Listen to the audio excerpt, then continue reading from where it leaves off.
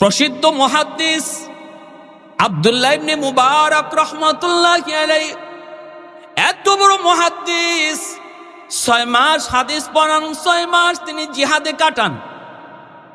আব্দুল্লাহ ইবনে মুবারক রাহমাতুল্লাহি আলাইহি বাবার নাম ছিল মুবারক করিম। ওই মুবারক করিম তিনি অনেক বড় আল্লাহওয়ালা, অনেক বড় বুজুর্গ, কিন্তু তিনি ছিলেন একটা বাগানের মালিক। বাগানের মালিক না, কিন্তু মালিকের পক্ষ থেকে একটা বাগানের মালিক ছিলেন, একটা বাগানের ম্যানেজার ছিলেন, ম্যানেজার। এই বাগানটা তিনি পাহারাদারি করতেন, তার কাছে জিম্মাদারি দিয়ে রাখছেন মালিকে। আর মালিকে মাঝে মাঝে বিভিন্ন বাগান পরিদর্শন করতে যায়। কথাগুলি বুঝেননি? মনোযোগ আছে সবার আছে ইনশাল্লাহ? এ বাবা বসো। মুবারক করিম একটা বাগানের ম্যানেজার, মালিক বিভিন্ন বাগান বিভিন্ন সময় পরিদর্শন করতে যায়। দীর্ঘদিন পর মালিক মুবারক করিমের বাগানে গেল, যে মুবারক করিমকে ডাক দিয়া বলতেছে, মুবারক, তোমার বাগান থেকে একটা আনার আমাকে খাওয়াও। মুবারক করিম আব্দুল্লাহ ইবনে মুবারক রাহমাতুল্লাহি আলাইহির বাবা, তিনি যে বাগান থেকে একটা গাছ, আনার গাছ থেকে তিনি 2টা আনার পেরে আনলেন, আইনা মালিকের হাতে বুঝাই দিলেন। মালিক আনার কাটা মুখে নিয়ে আর খেতে পারলো না। এত তিতা, এত তিতা, এত তিতা, মুখ থেকে ফালা দেয়। এইবার মালিক জিজ্ঞেস করি, মুবারক, এতদিন পরে তোমার বাগানে আসলাম, চাইলাম আমি 2টা আনার, কিন্তু তুমি আমাকে দিলা তিতা তিতা তিতা। তুমি কি আমাকে মিষ্টি আনার দিতে পারলা না? মুবারক করিম বলতেছে, মালিক, খোদার কসম আমি জানি না এই গাছের আনার যে তিতা, এটা আমি জানি না। আল্লাহু আকবার। মালিক কই, মুবারক তুমি কও কি? আজকে 20 বৎসর আমার বাগানের মালিক, আমার বাগানের ম্যানেজার, 20 বছরের ভিতরে কোন গাছের ফল মিষ্টি, কোন গাছের ফল তিতা, কোন গাছের ফল টক, এটাও তুমি বুঝলা না। কি কও তুমি? আমারে কে বুঝাইতে চাও? এই কথা বলতে মুবারক করিম বলতেছে, উস্তাদ জি, খোদার কসম আমি কোন ফলে হাত দেই না, তাই বলে দে আমার ইচ্ছা হয় না তা না। বড় লোকের মানুষেরা যখন আইসা তারা টাকা দিয়া ফলমূল কিনে খায়, তাদের খাওয়ার দৃশ্য দেখে আমারও খাইতে মন চায়, কিন্তু যখনই আমি কোনো ফল গাছে হাত লাগাই, তখনই দেখি আমার আসমানের মালিক আমার হাতের দিকে তাকায় রইছে। যখনই আমি ফল গাছে কোনো ফলে হাত লাগাই, তখনই দেখি আসমানের মালিক আমার দিকে তাকায় রইছেন। সাথে সাথে আমি হাতটা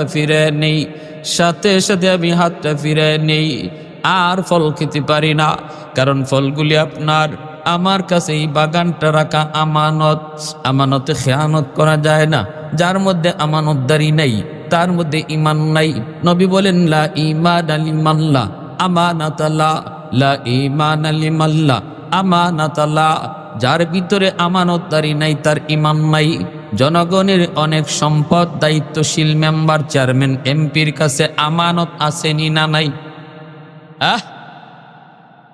আল্লাহ নবী বলেন, আমানতে যে খেয়ানত করে তার ঈমান নাই, ঈমান নাই। নাউজুবিল্লাহ, জোরে কোন ঈমান নাই, ঈমান নাই। আমানতদারি যে রক্ষা করে, কিয়ামতের ময়দানে আল্লাহ বিশেষ পুরস্কারে তাদেরকে পুরস্কৃত করবে। কিন্তু যদি আমানতে খেয়ানত করে, নবী বলেন মরবার সময় তার বেঈমান হইয়া মরবার সম্ভাবনা বেশি থাকে। গম চুরি করার অভ্যাস যার বেশি থাকবে, বেঈমান হইয়া মরবার সম্ভাবনা তার বেশি থাকবে। টিন চুরি করার অভ্যাস যার থাকবে, বেঈমান হইয়া মরবার অভ্যাস তার থাকবে। রাস্তা টাকা মাইরা খাওয়ার অভ্যাস যার থাকবে, বেঈমান হইয়া মরবার সম্ভাবনা তার বেশি থাকবে। আমি মৌলবীর কথা নাকি নবীর কথা? আরেকটু জোরে বলেন, কার? মায়ার নবী বলেছেন, মায়ার নবী। এজন্য ভাই মনে রাখবা, দায়িত্ব বহুত বড়, আল্লাহর পক্ষ থেকে নিয়ামত। দায়িত্ব বহুত বড় নিয়ামত, আল্লাহ সবাইকে দেয় না। মাঝে মাঝে দায়িত্ব দিয়ে আল্লাহ কাউকে পরীক্ষা নেয়, ঠিক কিনা? আমানতদারি রক্ষা হয় কি হয় না? সম্পদ দিয়ে আল্লাহ ধনীদেরকে পরীক্ষা নেয়, দায়িত্ব দিয়ে আল্লাহ এমপিরে পরীক্ষা নেয়। এমনি ভাবে মাঝে মাঝে গরিবরে আল্লাহ পাক বিপদে ফেলে ও বিপদে পরীক্ষা নেয়। আমরা সবাই দুনিয়া নামক এই পরীক্ষার হলে পরীক্ষায় আছি। সবাই পরীক্ষার হলে, ধনীও পরীক্ষা দেয়, গরিবও পরীক্ষা দেয়, মেম্বারও পরীক্ষা দেয়, জনগণও পরীক্ষা দেয়, কিন্তু এক একজনের প্রশ্ন এক এক রকম, ঠিক কিনা? গরিবের প্রশ্ন হলো সবর করে কি করে না, সবর করে কি করে না, বিপদের সময় সে সবর করে কি করে না। ধনীর উপরে পরীক্ষা হলো ধন সম্পদের হক আদায় করে কি করে না। দায়িত্বশীল মেম্বার চেয়ারম্যানের উপরে পরীক্ষা হলো আমানতদারি রক্ষা করে কি করে না, ঠিক কিনা ভাই? ভাইয়েরা, বন্ধুরা, মুবারক করিম তিনি বলেন, উস্তাদ জি খোদার কসম, মন যে চায় না এমন না, এমন না, এমন না, আমারও মন চায়, আমারও গুনাহ করতে মন চাই। এর যুবক, তোমারও মাঝে মাঝে গুনাহ করতে মন চাই। যৌবনের চাহিদা হলো গুনাহ করা, যৌবনের চাহিদা হলো রাতের অন্ধকারে চুরি করা, যৌবনের চাহিদা হলো বন্ধুদের সাথে গুনার আড্ডায় যাওয়া। এটা যৌবন মানুষকে পাগলা গোরার মতো দৌড়ায়। কিন্তু মালিক ডাক দিয়া বলেন, যুবক রে, ওই যৌবনের পাগলামি যদি তুমি না করো, তুমি যদি পাগলা গোলার লাগাম টেনে ধরো, যৌবনে যদি তোমাকে মসজিদে পাওয়া যায়, যৌবনে যদি আল্লাহর ভয় অন্তরে নিয়ে চলা শিখে যাও, যৌবনে যদি দাওয়াত তাবলীগের সময় লাগাও, যৌবনে যদি মাথায় টুপি পাওয়া যায়, যৌবনে যদি তোমার মুখে দাড়ি দেখা যায়, যৌবনে যদি মুরব্বীদের শ্রদ্ধা করতে পাওয়া যায়, যৌবনে যদি বাপ মার সেবা করতে দেখা যায়, রব্বুল আলামিন তিনি বলেন, ইল্লাল্লাযীনা আমানু ওয়া আমিলুস সালিহাত ফালাহুম আজরুন গায়রু মামনুন। তুমি যখন বৃদ্ধ হবা, আমি আল্লাহ যৌবনের সব আমল বৃদ্ধ বয়সে ঘরে বসায় বসায় আমল নামায় দান করব। ইবাদতের পেনশন, ইবাদতের পেনশন আল্লাহ দান করবেন। যেই যুবককে যৌবনে মসজিদে পাওয়া যাবে, যেই যুবককে যৌবনে ভালো কাজে দেখা যাবে, কোরআন তেলাওয়াতে পাওয়া যাবে, যেই যুবককে মুরব্বীদের সেবা করতে দেখা যাবে, শ্রদ্ধা করতে দেখা যাবে, ওই যুবক বৃদ্ধ বয়সে যখন মসজিদে যেতে পারবে না, তার কোমরে ব্যথা, হাঁটুতে ব্যথা, টক টক টক টক করে করে বান্দা মসজিদে আওয়ার চেষ্টা করে কিন্তু পারে না, মাথা ঘোরায়, ঘরের মধ্যেই নামাজ আদায় করে নেয়, মসজিদের দিকে তাকায় তাকায় চোখের পানি জড়ায়।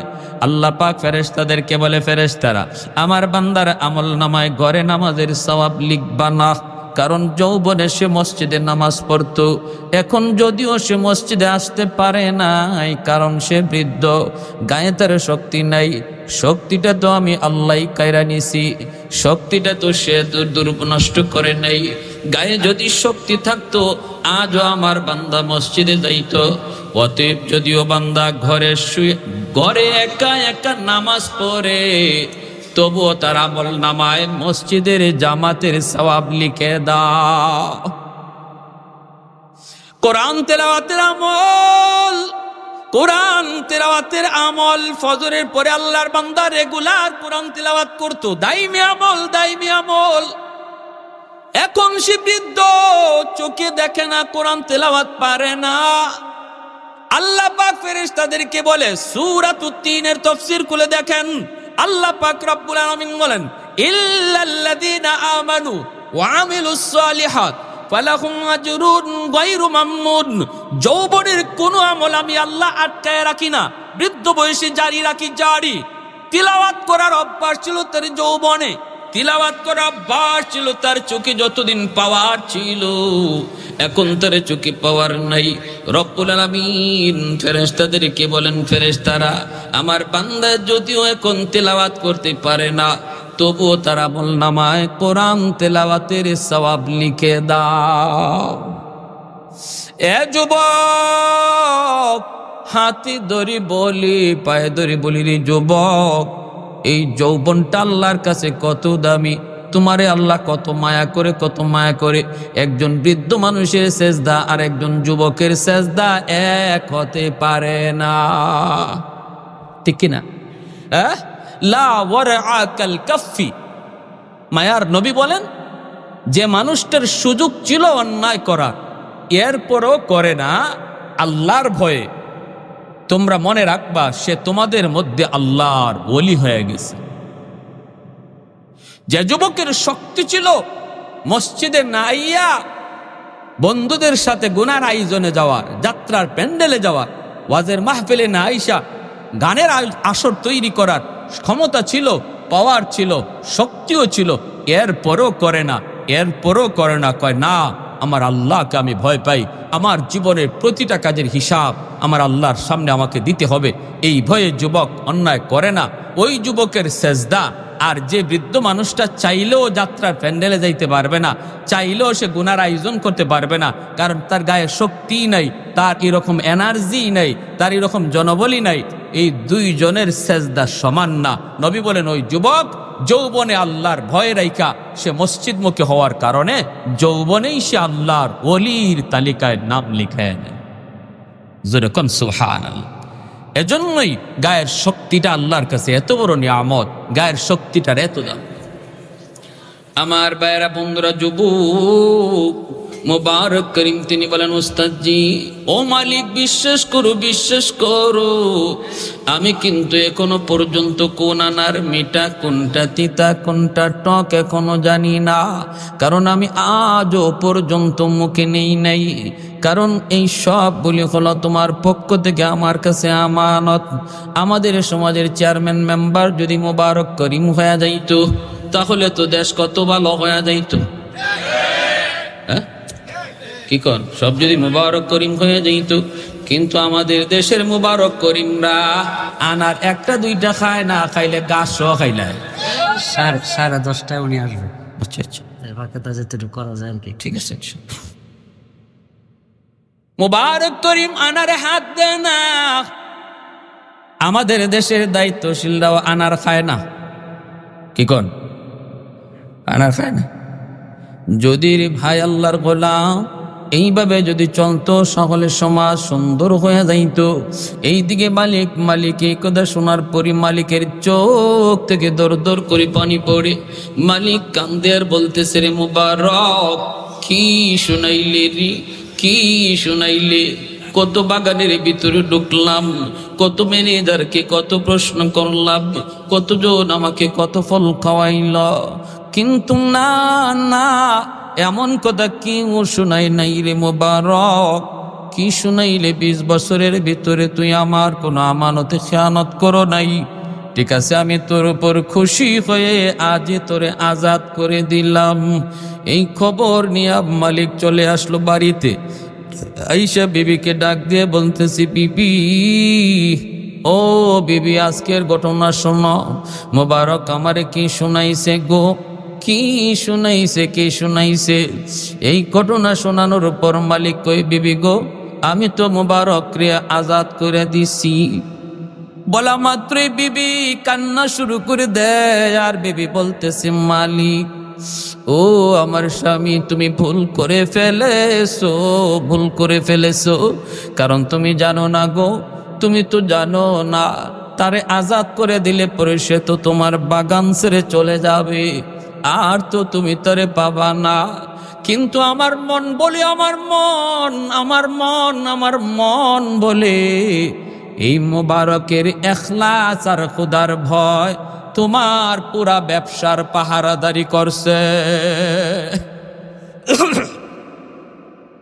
তোমার গোটা ব্যবসাটার পাহারাদার ছিল মুবারকের তাকওয়া। রাতের অন্ধকার নিজের জন্য শুধু আল্লাহর কাছে কাঁদে নাই, সে তোমার জন্য, তোমার ব্যবসার জন্য সে আল্লাহর কাছে রাতের অন্ধকারে কান্নাকাটি করছে গো স্বামী। না গো স্বামী, তুমি ভুল করে ফেলেছো, এই মুবারককে বিদায় দিলে তোমার ব্যবসায় ধস নামবে, অল্প দিনের ব্যবধানেই তোমার ব্যবসায় লস খাইবা। এতদিন পর্যন্ত তুমি যে ব্যবসায় লাভ করেছো, আমার মন বলে মুবারকের তাকওয়া আর পরহেজগারির কারণে। মহিলাদের বুদ্ধি শুদ্ধি আসেনি না নাই? এজন্য আল্লাহ নবী বলছে, মাঝে মাঝে ঘরের বিবির সাথে পরামর্শ কইরো, যে কোনো কাজ করতে ম্যাডামের সাথে পরামর্শ কইরো। যদিও তুমি মনে করো বুদ্ধি শুদ্ধি নাই, কিন্তু মাঝে মাঝে দুই একটা পরামর্শ দিতে পারে যেটা তোমার মাথায় ছিল না। মা আপনারা দেখুন কথা খুলবে নাকি আপনাদের ঘরের ম্যাডাম একবারে নেড়ার টাল? কিছু বুদ্ধি শুদ্ধি আসেনি না নাই? না থাকলে দেশ চালায় কেমনে? পুরুষে চালায়। মহিলাদের বুদ্ধি শুদ্ধি আসেনি না নাই? আরে মিয়া আছে আছে আছে।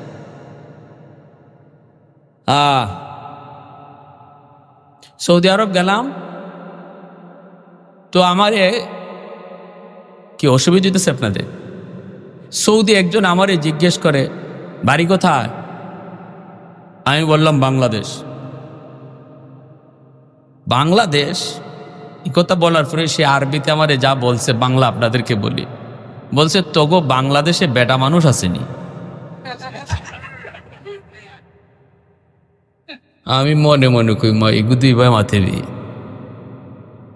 চিন্তার মাঝে পড়ে গেলাম, গঠনটা কি? আমি বললাম কেন বেটা মানুষ তোমার চোখে লাগে না? আমি কি বেটি না বেটা? আমি বেটি না বেটা? হয় না, এজন্য বলি নাই। বলছি যে প্রধানমন্ত্রী একবার উঠে মহিলা, নামে মহিলা, আবার উঠেও মহিলা, তোমরা পুরুষ মানুষ কই? উঠা নামা যা সব দুইজনের মধ্যে। আমি তাদের সমালোচনা করতেছি না, মানে তার কথাটা বলতেছি। তো আমি বললাম যে ভাই এখন বুঝো আমাগো দেশের মহিলা কেমন।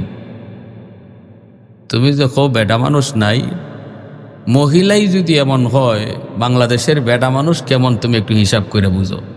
যাই কোনো রকম হের কাছ থেকে পাশ কাটলাম। তো কি বুঝলাম? মহিলাদের সাথে পরামর্শ করার নির্দেশ নবী দিচ্ছেন, আল্লাহ নবীও পরামর্শ করছেন।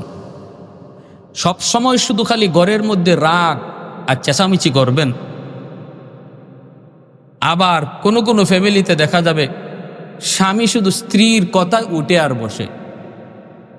চিত্র দুইটাই খারাপ।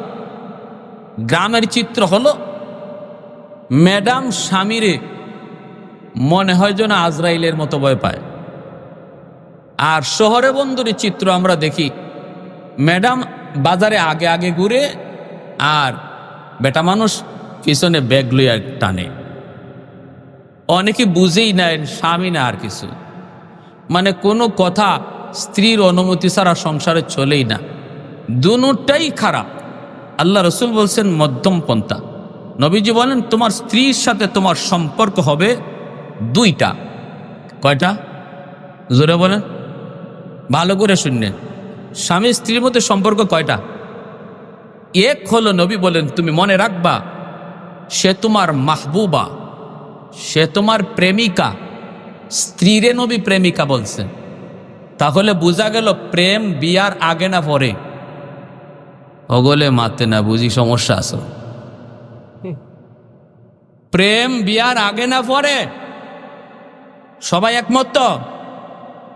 এটা আল্লাহ নবীর কথা, সাবধান একটু বুঝে কইেন। নবীজি বলছেন এক নাম্বার স্ত্রীর সাথে তোমার সম্পর্ক হলো সে তোমার মাহবুবা, বাংলায় হলো প্রেমিকা। কেন বলছেন নবী? এই জন্য বলছেন মাঝে মাঝে তোমার স্ত্রী তোমার সাথে অভিমান করবে, মাঝে মাঝে তোমার স্ত্রী তোমার সাথে একটু রাগ গুসা করবে। প্রেমিকা যেমন প্রেমিকের সাথে অভিমান করলে, রাগ গুসা করলে সে মারে না, হাত তুলে না, বরং আদর করেই গুসা ভাঙায়। ঠিক কিনা জোরে কর? তারে আরেকটু মহব্বত কইরা নরম ভাষায় মিষ্টি মিষ্টি কথা, কিছু পাম পট্টি দিয়া, কিছু আসেনি না নাই, কিছু পাম পট্টি দিয়া সবই তো বামপট্টি, সবই তো বামপট্টি। যতগুলা গান প্রেমের গান বানাইছে দেখবেন একটারও কোনো বাস্তবতা নাই। 1 মিনিট না দেখলে বলে হে মইরা যায়। গানের মধ্যে আছে না এমন কলি, কয়টা মরছে না দেখিয়া, 1 মিনিট না দেখিয়া। হ্যাঁ, সব খালি ফাম আর পাম, বাতাস আর বাতাস। তো এইভাবে আল্লাহ নবী বলেন এটা বিয়ার আগে না, বিয়ার পরে। স্ত্রী যদি মাঝে মাঝে রাগ করে গোসা করে, তো তুমিও এরকম কিছু বাতাস দিও, কিছু পাম্পুম দিও, দিয়া তার খুশি, তার রাগটা ভাঙ্গাও। কারণ তোমার সাথে তার সম্পর্ক হলো, তুমি তার প্রেমিক আর সে তোমার প্রেমিকা। ঠিক আছে, আরেকটা সম্পর্ক রয়ে গেছে। এখন যদি এটা কই নবী বাদ দিয়া দিতেন, তাহলে প্রেমিকা যেমন মাথা তুটটা লাফায়, এভাবে লাফাইতো। নবী আবার নামাইছেন। দ্বিতীয় সম্পর্কটা নবী বলেন তোমার সাথে তার সম্পর্ক হলো, তুমি হলে হাকিম আর সে হলো মাহকুমা। এক, তুমি হলে হাবিব, সে তোমার মাহবুবা। আরেকটা সম্পর্ক হলো তুমি হাকিম আর সে তোমার মাহকুমা, মানে সে অধীনস্থ, তুমি তার অধীনস্থ না, বরং সে তোমার অধীনস্থ। অতএব সবসময় মনে রাখবা, তার কথায় তুমি চলবা না, বরং তোমার কথা তারে চালানোর চেষ্টা করবা। বুঝে আসছে ভাই? হ্যাঁ। আর আমরা প্রত্যেকে ঢাকা শহরের এরা শুধু একটা লইয়া আছে, হাবিব আর মাহবুবা, প্রেমিকা আর স্ত্রী আমার প্রেমিকা। অতএব যা কইব আমি তা খালি শুনবো, উনি আগে আগে হাঁটবো, আমি পিছে পিছে দৌড়াইমু। দ্বিতীয় সম্পর্কের খবর নাই। আর গ্রামে আছে দ্বিতীয় সম্পর্ক, হাকিম আর মাহকুমা। যখন কি থেকে হাওয়ার থেকে আসে স্বামী, হাতে যেমন লাঠি থাকে, এই লাঠি নিয়ে ঘরে ঢুকে যদি একটু পানি দিতে দেরি হয় অথবা রান্না একটু দেরি হইতেছে, তখন গরু ফিটাইছে যেটা দিয়া ইডে দিয়ে ওই বিসমিল্লাহ সারা শুরু করে দেয়। আসেনি না নাই? একটা ছোট্ট একটা মজাক কর্ম ঘটনা বলবো, একটা কিচ্ছার মতো আর কি বলবো। এই দুইটা কত বিপজ্জনক দেখেন। যদিও ঘটনাটা আমি বলতেছি এটা আমাদের জন্য শিক্ষণীয়, যে আসলে আমরা কিভাবে এতেদাল করব, ফ্যামিলিগত বিষয়টাকে আমরা কিভাবে মেনটেন করব, স্বামী স্ত্রীর মধ্যে কি সম্পর্ক নিয়ে আমরা চলবো, দুটোটাই দরকার। এক, স্বামী স্ত্রীর কথায় খালি চলে, স্ত্রীর এত ভয় পায়, স্ত্রী যা কয় তা। এখন সে বাজার থেকে মাছ নিয়ে আইছে 800 টাকার। 800 টাকার মাছ আনার পর বাড়িতে আর ভাবে, বাড়িতে যাওয়ার পরে যদি মাছ দাম জিজ্ঞেস করে, তাহলে যদি বলি 800, তাহলেই তো ঘরে তুফান শুরু হয়ে যাবে, ঝড় তুফান, টর্নেডো। কইব হাই হাই, এত টাকা পাইলা কই? হ্যাঁ, তুমি এত দাম দিয়া মাছ আনতে তোমারে কে কইছে? কত কথা কয়, যা আছে কপালে। জিগানো মাত্রই কয় মাছের দাম 500। মাছের দাম, এটারও একটা অনুমতি আছে শরীয়তে।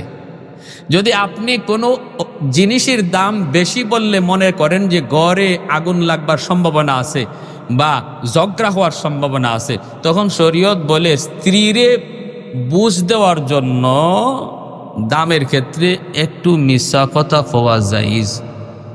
এটা মনে মাইক বন্ধ করে কইলে ভালো আসল নাকি? দিলাম তো ফেস লাগাই। এখন তো আপনারা গরগে কইলেও বিশ্বাস করতো না, তবে হুজুর হিকাই দিছে। আপনি যদি বুঝেন শাড়ির দাম 1000 টাকা কইলে ঘরে তুফান শুরু হইব, সে বলবে যে তোমার প্যান্ট শার্ট কিনো তুমি 2000 টাকা দিয়া, 3000 টাকা দিয়া, আর আমার শাড়ি লই এসে 800 আর 1000 দিয়ে, তোমার শাড়ি তুমিই পরো। যদি এমন কয়, তাহলে ঘরে যাইয়েই বলবা শাড়ির নাম 2000। এসে নিকাম 3 জায়গায় মিথ্যা কথা বলা যায়, এর মধ্যে এটা একটা, বাকিটা কইলাম না। আর এই জন্য বেচারা মাছের দাম 800 কয় 500, ঘর ঠান্ডা রাখার জন্য, পরিবেশ ঠান্ডা রাখার জন্য। এই বইলে গেছি গে জুম্মায়, নামাজ পড়ে আইসা দেখা অর্ধেক মাছ নাই। জিজ্ঞেস করে মাছ কোথায়? কয় পাশের বাড়ির ভাবি আসছিল। ভাবি আইসা কয় তোমাদের ভাই আজকে এত মাছ নিয়ে আইলো, এত সুন্দর মাছ, হাই হাই দাম কত? কয় দাম তো ভালো দিয়ে আনছে 500 টাকা। কয় ভাবি আজকে আমাদের ঘরে মাছই নেই, তোমার ভাইয়ে বুঝলেই গেছে, ভাবি একটু অর্ধেক মাছ দিয়া দাও না, অত মাছ একদিনে খায়া কি করবা, অর্ধেকটা দিয়া দাও, তোমার আমি 250 দিয়া দিই। কয় ঠিক আছে, আমারও এত মাছ লাগে না, তুমি 250 দিয়া বাকি অর্ধেকটা লইয়া যাও। 250 টাকা দিয়ে অর্ধেক মাছ দিয়া দিছে। এই কথা যখন স্বামীরে শোনায়, স্বামী কয় হায় রে আমার কপাল, হায় রে আমার কপাল। কয় কি হয়েছে? কয় কি হয়েছে আর কইও না, তুমি তো দিলা আমারে 250 লস করিয়া। কয় কি? কয় মাছের দাম তো 800।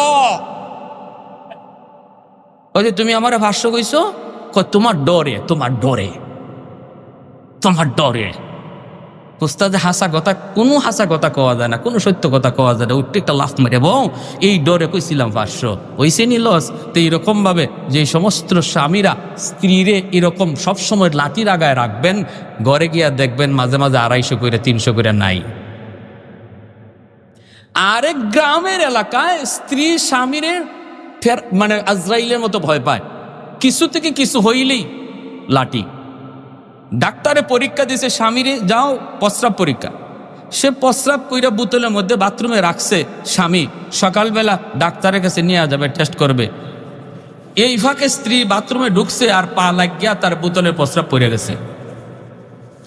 এখন তো মহিলা ভয়ে অস্থির, হাই হাই হাই হাই রে, কি করলাম রে, আমার যে জামাইয়ের জামাই, ওরে বাপরে, যদি যায় কই তোমার প্রস্রাব ফালাই দিছি, আবার একটু প্রস্রাব করে রাখো, এটা তো মানতই না, বরং লাঠিও আমার ফিড অফ পড়তে পারে। তো তার দরকার নাই পেঁচ লাগাইবার, আমার প্রস্রাব ঢুকাইতে রাখি। এখন তাই সকালে গেছেন প্রস্রাব পরীক্ষা করার জন্য, রিপোর্ট দেওয়ার পর ডাক্তারে একবার রিপোর্টের দিকে তাকায়, আর একবার তার চেহারার দিকে তাকায়, বড় বড় চোখে তাকায়। কয় স্যার, আপনি আমার দিকে এইভাবে তাকাইতেছেন, রিপোর্টে কি কয়, আমি বাঁচবো না মরমো স্যার? কয় বাঁচবাই না মরবাই এটা তো আমার চিন্তাই, আমি ভাবতেছি তুমি বেটা না তুমি বেটি। কয় স্যার কি হয়েছে স্যার? কি হয়েছে আর কি? আমার রিপোর্টে কয় তোমার পেটে 7 মাসের বাচ্চা।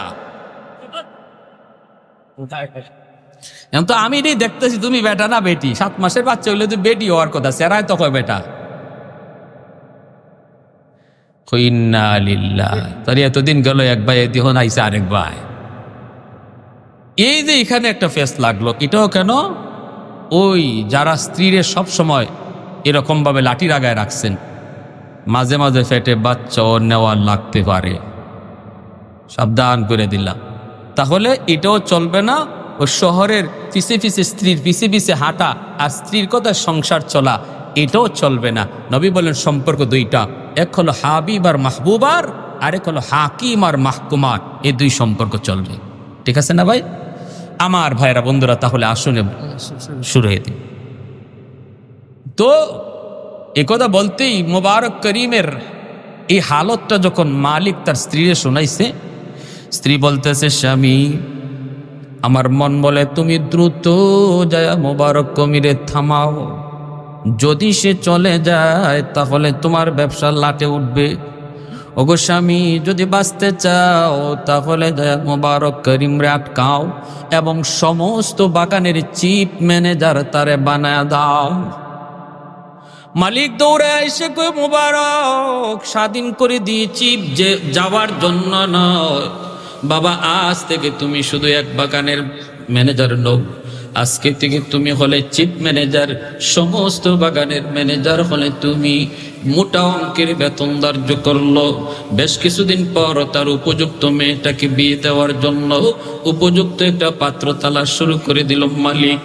মোবারক করিমে জিজ্ঞেস করে, মোবারক আমার মেয়েটা উপযুক্ত হয়েছে, বলো তো কেমন পাত্র লাগবে?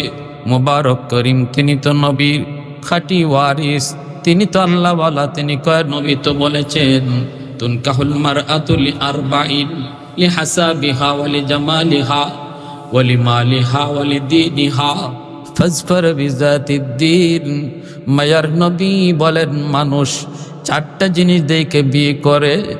এক হলো বংশ দেখে বিয়ে করে, আরেকটা হলো সৌন্দর্য দেখে বিয়ে করে, আরেকটা হলো মাল দেখে বিয়ে করে, আবার কেউ কেউ দিনদারি দেখে বিয়ে করে। ফাজফার বিযাতিদ্দীন, নবী বলেন তোমরা দিনদারিকে প্রাধান্য দাও, দিনদারিটাকে তোমরা বেশি প্রাধান্য দাও। খালি মাল দৌলত দেখে বিয়ে করতো খ্রিস্টানেরা, ইহুদিরা মাল দৌলত দেখে বিয়ে করে, সুন্দর খালি সুন্দর দেখে বিয়ে করে খ্রিস্টানরা, খালি বংশ গৌরব দেখে বিয়ে করে আরবের মক্কার কাফির কুফাররা, আর দিনদারি দেখে বিয়ে করে মুসলমান ইমানদাররা। ভাইয়েরা বন্ধুরা, মোবারক করিম কয় দিনদারি দেখে একটা ছেলে বের করেন, যেই ছেলে হবে নামাজি, যেই ছেলে হবে মা ভক্ত বাবা ভক্ত, এমন একজন দিনদার ছেলে দেখে মেয়েকে বিয়ে দেন। 1 বছর পার হয়ে যায়, মালিক জিজ্ঞেস করে, মোবারক তুমি কোন ছেলে পাইছো নি রে? নবীর হাদিস মোতাবেক ছেলে পাইছো নি? মোবারক করিম কয়, আমি পাই নাই। এইবার মালিক স্ত্রীর সাথে পরামর্শ করে, স্ত্রী গো, নবীর হাদিস মোতাবেক যদি ছেলে পছন্দ করতে হয় তাহলে আমাদের কাছে একমাত্র ছেলে মোবারক। মোবারকের কাছেই দিনদারি রয়েছে। 20 বছরের ভিতরে যেই যুবক একবারের জন্য বাগানের কোনো ফল মুখে দেয় নাই, হাত দিতেই দেখে আল্লাহ তাকায় রইছে, সুবহানাল্লাহ। হাত দিতেই দেখে মালিক তাকায় রইছেন। এই যুবকের চেয়ে বড় পরহেজগার, এর চেয়ে বড় আল্লাহওয়ালা কে হতে পারে? তার সাথে বিয়ে দাও। মালিক আইসে, গো মোবারক, আমার মেয়ের জন্য আর কোন মেয়ে ছেলে তোমার খোঁজা লাগবে না, আমরা ছেলে পেয়ে গেছি রে বাবা। ছেলে হলে তুমি, তোমার কাছে আমার মেয়েকে আমরা বিবাহ দেওয়ার সিদ্ধান্ত নিয়েছি।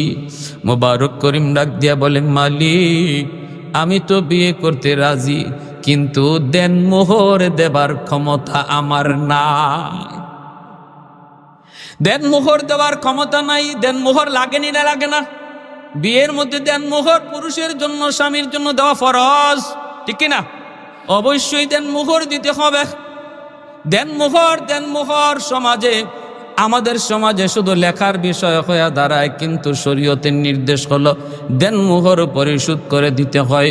যদি কোনো স্বামী স্ত্রীর দেনমোহর পরিশোধ না করার পর সে মারা যায়, কিয়ামতের ময়দানে তার পরম করম মায়ার এই স্ত্রী হাসরের ময়দানে আল্লাহর আদালতে মামলা দিবে, তার হক নষ্ট করার মামলা দিবে। আর সেদিন তার জীবনের সব নেকি স্ত্রীর দিয়াও জান্নাতে যাওয়া সম্ভব হবে না, ঠিক কিনা ভাই? তাহলে ইনি বলতেছে আমার দেনমোহর দেওয়া সম্ভব না। মালিক কয়, কে দেনমোহরের চিন্তা করো তুমি? আমার সব সম্পদ তোমার নামে লিখে দিয়া দিলাম। তাহলে শরীয়তে ছেলে যদি, পাত্র যদি দেনমোহর দেওয়ার ক্ষমতা না থাকে, তাহলে এর বিধান আল্লাহ, আকাশের অবস্থা বেশি ভালো, এর বিধান আল্লাহ জানাইছেন।